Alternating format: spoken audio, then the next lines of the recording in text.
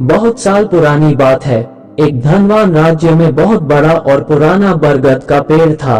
उस पेड़ पर एक कौवा कव्वी क्रोज का जोड़ा अपने घोंसले में रहता था।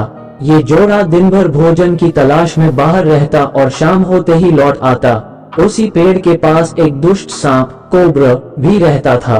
कौवा कव्वी का जोड़ा बहुत आराम से गुजर बसर कर रहा था। इसी बीच कव्वी ने अंडे दिए। दोनों बेहद खुश थे, लेकिन एक दिन जब वो बाहर गए तो सांप उनके अंडों को खा गया। दोनों बहुत रोए। अब हर साल मौसम आने पर कव्वी अंडे देती और वो सांप स्नेक मौका पाकर उनके घोंसले में जाकर अंडे खा जाता। वो दोनों ही समझ नहीं पा रहे थे कि आखिर उनके बच्चों का दुश्मन कौन है, लेकिन जल्द हो वो समझ कि हो ना हो ये काम उस सांप का ही है।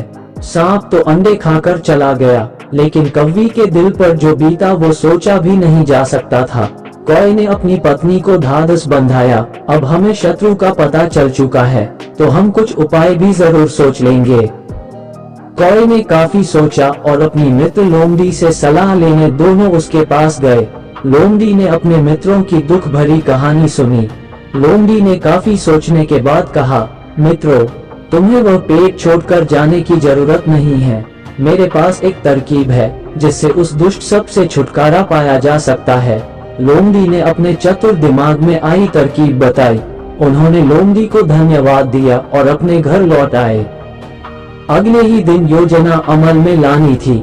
दरअसल उस प्रदेश की राजकुमारी एक सरोवर में अपनी सहेलियों के साथ जल क्रीड़ा करने आती थी। उनके साथ अंगरक्षक तथा सैनिक भी आते थे। जब राजकुमारी और उनकी सहेलियां सरोवर में स्नान करने जल में उतरी तो योजना के अनुसार कौवा उड़ता हुआ वहां आया। उसने पहले तो राजकुमारी तथा सहेलियों का ध्यान अपनी ओर आकर्षित करने के लिए कांव कांव का शोर मचाया।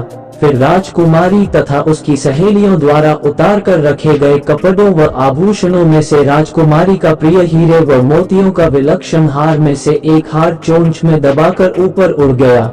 सभी सहेलियां चीखी, वो राजकुमारी का हार उठाकर ले जा रहा है। सैनिकों ने ऊपर देखा तो सचमुच एक कौवा हार लेकर धीरे धीरे उड़ता जा रहा था। सैनिक उसी दिशा में दौड़ने लगे।